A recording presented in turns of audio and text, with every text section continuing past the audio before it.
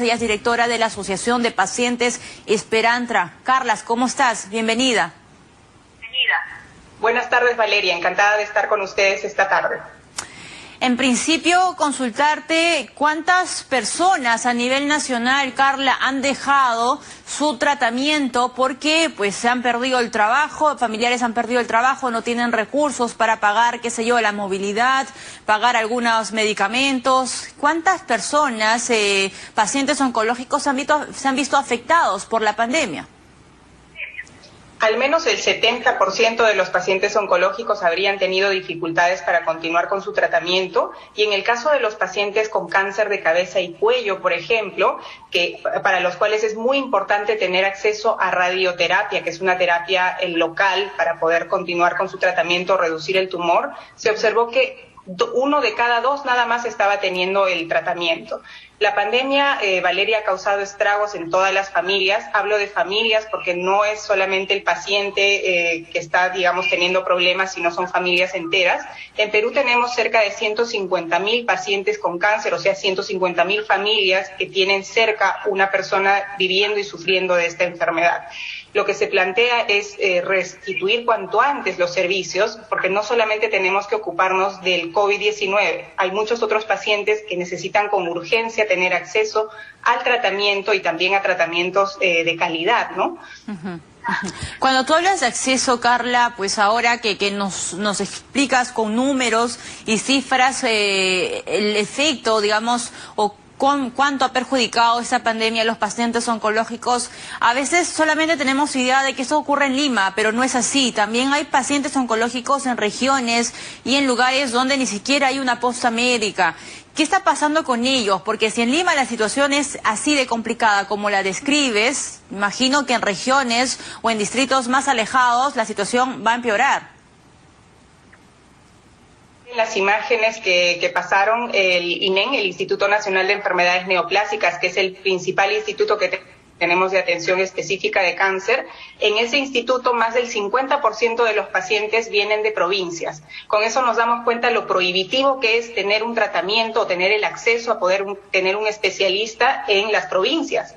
Tenemos urgentemente que descentralizar, y ese es nuestro pedido para el gobierno entrante, para el nuevo ministro, que pueda haber la manera de que cualquier paciente con cáncer pueda ser tratado cerca de su domicilio. Acá, cuando vienen los pacientes, no tienen techo, no tienen comida y están deambulando en las afueras de los hospitales. Es una situación sumamente penosa, con la salud deteriorada y todo, tienen que estar prácticamente pidiendo que se les pueda atender, y esto pues no puede suceder. Tenemos que prepararnos. La pandemia nos tiene que enseñar a preparar, a anticiparnos. Si bien no hemos podido movilizarnos por el tema de la pandemia, ahora tenemos que saber bien claramente que la descentralización es el camino, pero no una descentralización con baja calidad. No tenemos que solamente decir, bueno, hay institutos en las regiones, sino estos institutos tienen que estar dotados absolutamente de todo. Tiene que haber radioterapia, quimioterapia, tiene que haber especialistas en los institutos. Actualmente, por ejemplo, los radiooncólogos...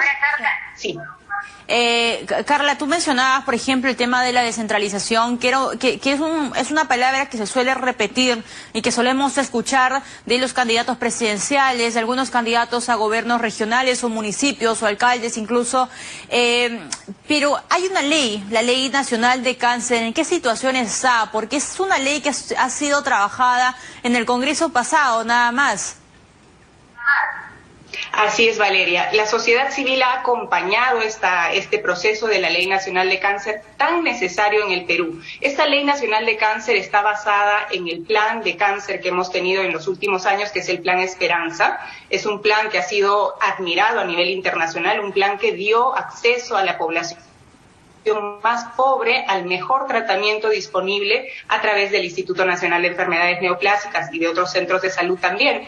De lo que se trata es de tener un marco legal que genere derechos en los pacientes con cáncer, y que pueda ser la primera piedra para construir encima de esto una atención realmente oportuna, una atención integral del paciente con cáncer, con un equipo multidisciplinario, con los mejores medicamentos, con acceso específicamente pues a todo lo que pueda requerir el paciente. ¿Esa ley ya existe? Ya el 15 de julio ya existe. El Congreso el 15 de julio la presidenta del Congreso hizo la autógrafa y la pasó al presidente Sagasti. En el despacho del presidente Sagasti ha estado en los últimos días de su gobierno, pero no la logró promulgar, y se pide pues que el presidente actual pueda promulgar esta ley y que sea una realidad, ¿no? Que los pacientes con cáncer puedan tener este marco legal que genere el derecho que necesitan a atenderse oportunamente y a atenderse de la mejor manera posible. Claro, Carla, porque mencionabas incluso que el tratamiento de personas o de pacientes oncológicos no solamente es la quimioterapia.